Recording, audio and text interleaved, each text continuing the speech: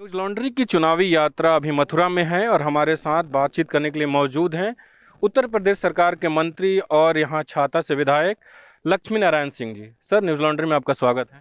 धन्यवाद। सर, आप लंबे समय से छाता के पॉलिटिक्स में आप सक्रिय हैं। इस बार किन उपलब्धियों के साथ आप मैदान में हैं? देखिए, मेरे क्षेत्र में किसी भी क्षेत्र का या किसी प्रदेश का विकास करने के लिए 6 चीज़ आवश्यक होती हैं। शिक्षा है, स्वास्थ्य है, बेरोजगारी है और इस तरह से यदि मैं ये कहूँ, अकेला क्षेत्र ऐसा है छाता जिसमें 4 यूनिवर्सिटी हैं, पॉलिटेक्निक कॉलेज हैं, मेडिकल कॉलेज हैं, ITI कॉलेज हैं। शिक्षा की ये प्रगति है। जहाँ इंफ्रास्ट्रक्चर की बात है, 250 किलोमीटर सड़क मेरे क्षेत्र में इन 4 सालों में बनी है। इसके अलावा बेरोजगारी की यदि मैं बात करूं तो सरकारी नौकरियों में बिना किसी रिश्वत और बिना किसी अप्रोच के क्षमता के आधार पर बच्चे नौकरी लगे हैं और यहाँ बड़े उद्योग भी लग रहे हैं। छाता शुगर मिल लगने वाली है और इसके अलावा एक पेप्सिको कंपनी अभी 1400 करोड़ रुपए से लगी है। इस तरह उद्योग धंधे और दूसरे OPOD के तहत काम यहाँ हुए हैं। सर, आपने छाता जो यहाँ पे शुगर फैक्ट्री उसकी बात की और मैं अभी आ रहा था जहाँ आपकी सभा भी होने वाली है, वहाँ गाना बज रहा था। उसमें कहा जा रहा था कि आपने बजट पास करवा दिया, किसान बेहद खुश हैं। लेकिन मेरे हाथ में 2017 की एक खबर है जिसमें लिखा हुआ है कि DPR बनने की घोषणा की आदेश दिया जा चुका है और 2018 से चीनी मिल में गन्ने की खरीद शुरू कर दी जाएगी। ये 2017 में आपने कहा था अक्टूबर महीने में, और अब जब चुनाव करीब है फिर आप कह रहे हैं कि बजट पास हो गया। 5 साल का वक्त क्यों लगा? ये खबर आपने कब निकाल दी? मेरी नहीं है। तो ये मैंने अभी ऐसा कभी नहीं कहा। 2017 में आपने नहीं कहा था कि अगले बजट में इसके लिए धन की व्यवस्था कर दी जाएगी? मैं कभी कोई ऐसा वायदा करता नहीं हूँ जनता के बीच में, और चुनाव में तो कभी नहीं करता हूँ। हम तो केवल करने का काम करते हैं। तो आलू की फैक्ट्री भी 60,000 टन आलू खपत होगा उसमें। अब मैंने गन्ने की बात इसलिए की थी कि हमारे क्षेत्र के लोगों की डिमांड है। तो अब गन्ना इस वक्त हमारे क्षेत्र में नहीं है, ये सही बात है। धान होता है, 95% ज़मीन में धान है। लेकिन जैसे ही अब शुगर मिल की मंजूरी की बात हुई है तो किसानों का रुझान फिर गन्ना बुवाई की तरफ है। सर, लेकिन आपने कहा कि आपकी खबर नहीं, लेकिन मेरे हाथ में खबर है नवभारत टाइम्स की, अमर उजाला की खबर है। तो ऐसी चलती रहती है, ऐसे निकालते रहते हैं। मैंने कभी नहीं कहा, ना किसी पत्रकार ने मुझे कभी पूछा। सर, आप मंच से कह रहे थे कि उत्तर प्रदेश में महिलाएं जो हैं पहले गहना पहनना भूल गई थी, फिर से उन्होंने पहनना शुरू कर दिया क्योंकि यूपी में सुशासन है और सरकार काफ़ी सुरक्षा व्यवस्था मजबूत है।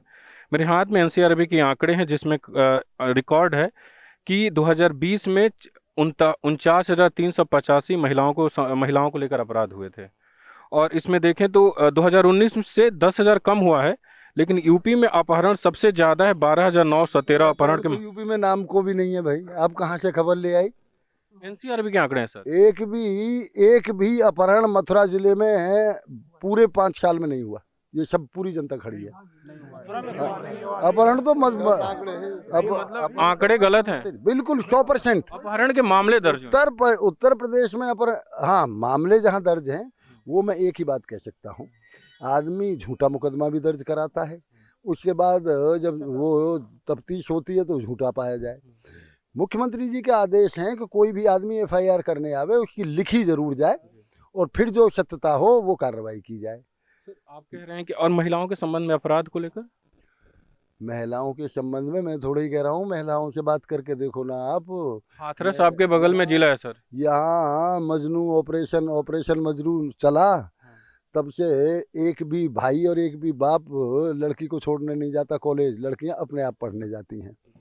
जहां आप कह रहे हो, देखिए, अपराध सतयुग में भी हुआ। प्रहलाद को जान से मारने के लिए उसके बाप ने ही कह दिया, हिरण्यकश्यप ने। त्रेता में भगवान राम के जमाने में सीता जी का अपहरण हुआ। द्वापर में महाभारत हुआ। अपराध हर युग में हुए हैं। देखना ये होता है कि जो सत्ता पे बैठा हुआ व्यक्ति है वो अपराधी का फेवर करता है या अपराधी को दंड देने की नीयत है। ये पूरा देश जानता है।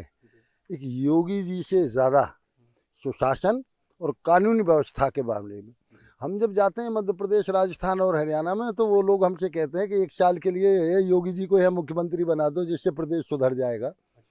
तो हमारे प्रदेश में कानून व्यवस्था, तो आप जाके जरा महिलाओं से बात करिए, एक महिलाओं के अंदर एक कॉन्फिडेंस आया है, आत्मविश्वास जागा है।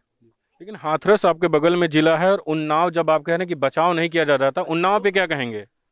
उन्नाव और हाथरस पे कुछ बोलेंगे? अब देखिए क्या बोलेंगे। उन्नाव में हमारा एक एमएलए जो बेचारा मुलजिम बनाया गया, सुप्रीम कोर्ट ने बरी कर दिया कि नहीं?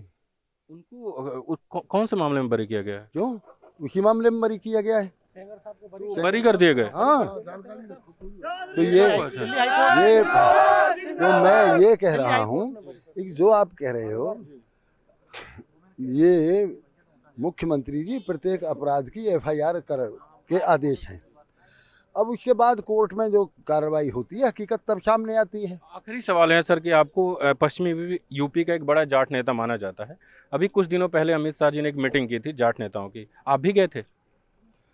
भैया, हमारी बीजेपी में जातवाद की राजनीति नहीं होती। मोदी जी की कौन सी बिरादरी है उसमें बनारस में, जो गुजरात से आके बनारस लड़ रहे हैं? हम तो, हमारी जाति तो हिंदू है, हम हिंदुस्तानी हैं, इसलिए हम कभी जातवाद की राजनीति करते ही नहीं है।